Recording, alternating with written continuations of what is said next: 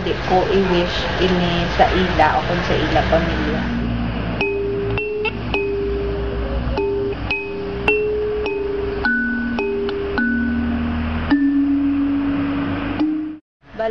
Bali ang si nanay ano siya kalima siya na hulugan, pero ako gid ko no ang first, bali ang first yang pregnancy ako na, tapos successful ang pag-deliver ya sakon. Istorya sang ginabusong kuno niya ako, ti ara siya sa underground. Sang time ni Marcos, ginalagas ko no sila sang mga sundalo, kay dakpon tani siya. Tapos may upod man siyang isa pa kabayi nga nagabusong. Tapos ang waay ko nakabalo nga nabughat siya, pero ang pag-intindi ko, pagkabata iya sa akon, 10 days later, nagbata man ang upod niya nga nagabusong. Tapos ang pag-insindi ko, bago lang sila nakahalin sa balay sang Paltera, kag nag-abot ang mga military sa balay sang Paltera. Tapos ang gistorya sa akon, ginsunog kuno ang buhok sang Paltera para ihambal ang kundiin nagkadto day nanay.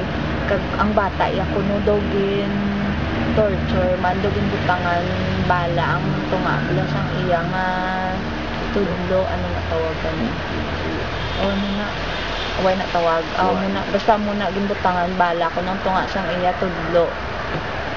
Para ihambalon sang Paltera kundi nagkadto day nanay, pero wala ako ang sang ulihi ko no digto na lang ang Paltera reveal sang gin-torture ng iya bata. Pero wala man nadakpan day nanay.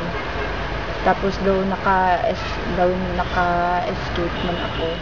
2 months ako, gindala ako sa mga paryente ni tatay sa Uton, pag dito ako nagdako. Kag daw istorya sa ako, isang amo na nga time, daw hold pa ako sa military. Pag ako nakakadto sa mga paryente namon. Kaya diba, ang mga naga-underground, ginabili nila ilang mga kabataan sa masa. Kaya hibi, kuno si nanay, kaya hindi sa gusto nga sa masa ako ibilin. Bali sang bata, ako ginbilin ako sa mga parente ni tatay, pero hindi kita ni si nanay, gahibi siya kuno, bali ni tatay, gahibi siya kuno nga kay gusto yabi nga of the night, kami nga duwa, galing kasi sa kabudlay, sang ila kabuhi, nga wala sila permanente nga ginatiran, super na sila halin-halin, kag ginalaga sila sang mga military, hindi pwede nga makaupdanay kami. So sang pagka-priso, yung nga last, yung nga priso, dira na lang kami nakaupdanay sa isa ka tiliniran sa jail. Last nga pagka-priso ni nanay, bali nadakpan siya, kay nagbisita siya sa akon sa balay sang paryente namon sa Uton kung diin ko gatiner. Dilo na notisyahan guro nila nga gakadto ko adlaw-adlaw sa balay sang isa pa namon kalolo. Kung diin siya gatiner, amo to nga nabalaan ni ara to siya dahil gindako siya kag amo tong last nga pagka-priso. 15 years kami nakaupdanay ni nanay, una sa jail, tapos sa balay namon sa Iloilo City.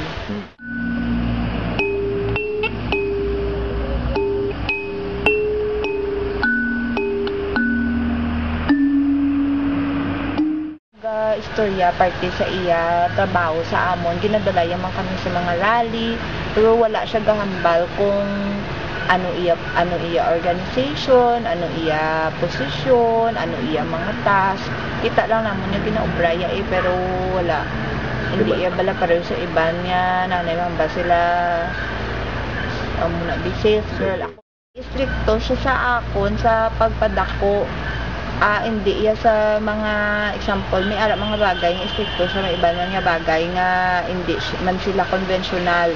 Example, hindi sila konvensyonal sa mga nubyo-nubyo, okay lang yan siya, manubyo ka, bisan high school ka pa lang, okay sila, hindi na iya muna ka dako nga butang.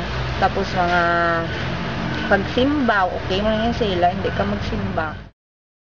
Damo nga bagay, labi na gid kung diin ka makadto, sinupod mo, anong oras mapuli, Iti suli na syempre sa tungod ni sa natabo sa iya na-realize namon nga amo na gali iya nga nahadlokan nga may maabdak sa amon. Nanay sa sulod balay hindi siya kabalo magluto kay isang nagdako siya hambal ni lola. Mayaya na siya hasta ano edad ya tapos why na siya kuno kaagi tapak sa ila kusina. Pero sa amo naman niya gusto yaya kabalo kami mag-ubra sa balay. Tapos gusto ya ang mga trabaho nga kaya namon ubrahon hindi na namo pagsalig sa iba niya tawo. Kag bisan may timbang kamo sa balay hindi siya gusto nga masalig na lang kamo sa timbang. Dapat ginabuligan mo man gyapon ang timbang sa mga dapat gaobra ka man gyapon sa sulod balay kag dayon ang timbang ginabuligan niya lang kaya sa mga ulubrahon na galing kay sa iya trabaho sobra man siya ka busy hindi yan na maobra ang mga trabaho sa sulod balay. Pero sa ulihi sa subong gina-appreciate ko man na kay syempre mas naging kapable gid man kuya mag deal sa mga problema nga na ginatubang namon sang wala na siya. Tungod man sa iya pagka-stricto sa akon sang una na-miss ko kay nanay. Do wala man do bilog siya ang do siya. Do hindi man isa ka particular nga bagay ang na-miss ko kay nanay.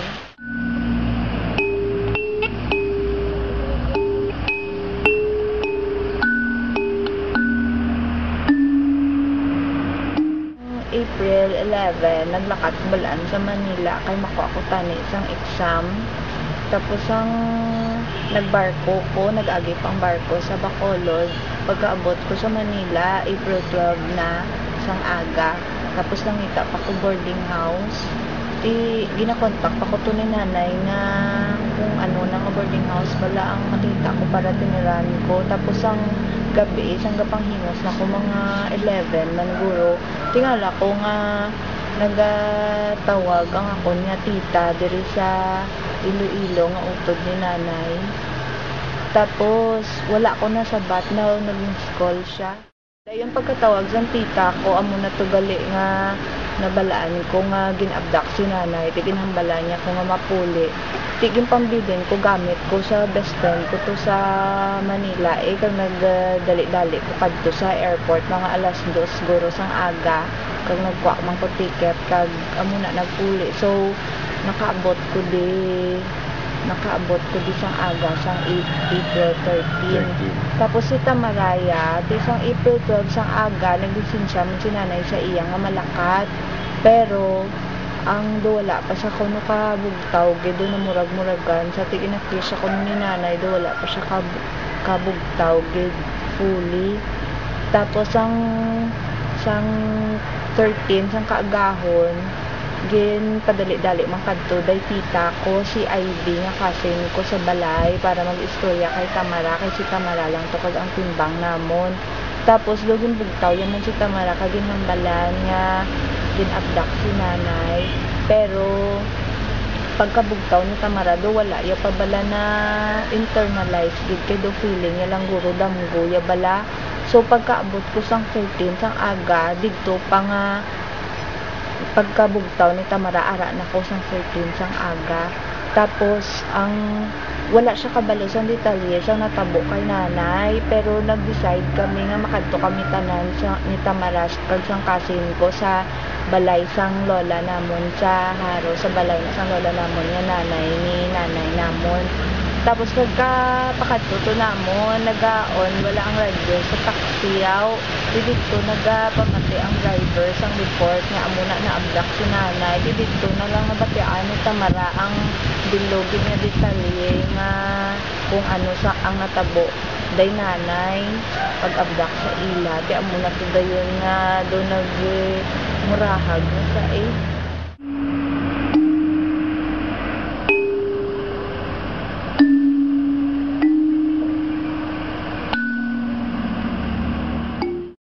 Bukod kami na kulbaan ko nga hambal sa sakon. Anong ginobra mo sa team ko nga wala ako?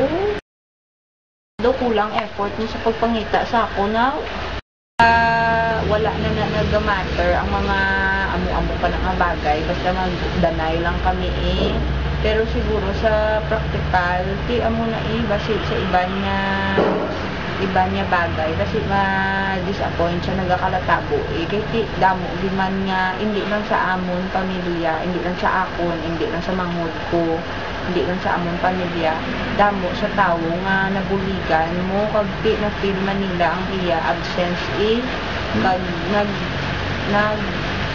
lain man nga pas ilang naging katuan kay tungod waay na sinanay gahandong gid ko nga makita siya kung buhi pa siya or patay na siya. Pero nagahangot gyapon ako nga buhi siya.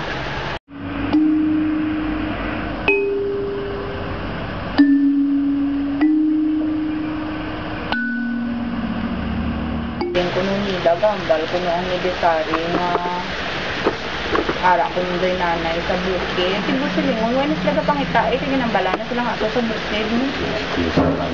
Balik kong baga way na may kapangita. Way kapangita ang pulis sa military sa iya kay ginambala na sila sa military nga may intelligence nga ato sa nanay sa bukid. Di ka responsible sang ilang ang ginahambal nga wala ginabdak si nanay kag ambulan sa bukid kay ti kung amo na gali nga nakitaan na siya, waay na may mapangita sa iya, waay na may ma-concern, waay na may ma-concern kung diin pa siya kung ano ang ginaibra sa iya. May responsibilidad din sila ang fact pa lang na pwede matabo ang mga ano nga bagay sa tinigon na sila ang sa poder. Pag wala sila may binubra para iuntaton ang mga ano ng gakalatabo isa inakadako nga marka sa ila isa inakadako nga marka sa ila nga responsable sila sa mga amo ng gakalatabo kay tungod nga wala sila may ginubra or kulang ila ginubra para untaton ang mga ini pag i-surface ang mga missing at susubong. Gusto ko mabuhi, malawig si Gloria. Para nga mabatsagan niya pag ang punishment sa iya, sa mga bipang ubraya, samtang siya ang presidente. Ang enforced appearance, hindi ma-excuse sang hambal lang nga ang tao nga ini-rebelde ni siya or may ginaubra ni siya nga malain sa gobyerno. Bisan ano nga human rights violation, hindi ma-excuse na kay ang dapat na tani ubrahon sa amuna nga sitwasyon kung may pamatsagan sila nga tawo nga paubra sa isa ka krimen saka nila kaso pag ikulungon hindi pag i-abduct pag i-pamiting sa malawig na tinion. So wala sang excuse, wala sang any excuse para sa wala kang any excuse para sa human rights violation.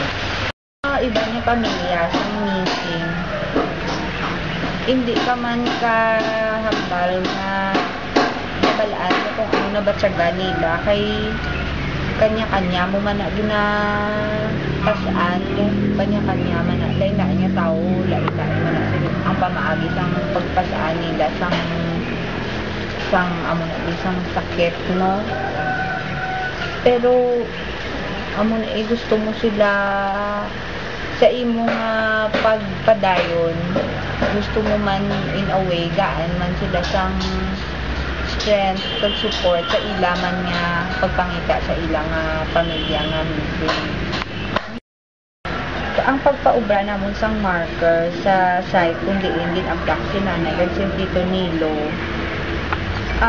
balaan ko basit masakitan ang iba niya pamilya nga may isa naka-permanent nga structure nga do simbolo man sang permanent nga absent sang ilang pamilya sang ilang missing nga kapamilya pero ang among tanik tuyo is gaan man sang ang among tuyo tani sina nga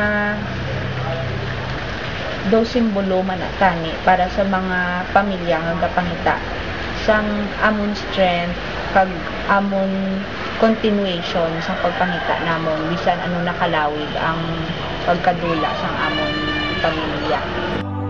Hindi ko i-wish ini sa ila o kung sa ila pamilya. Hindi ko pag-i-wish ang torture na ginhatag nila kay nanay kag sa amon pamilya sa nag-abduct kag sa mga pamilya sang nag-abduct. Kay wala tao nga nag-deserve sang amon ni kaklase sang sakit.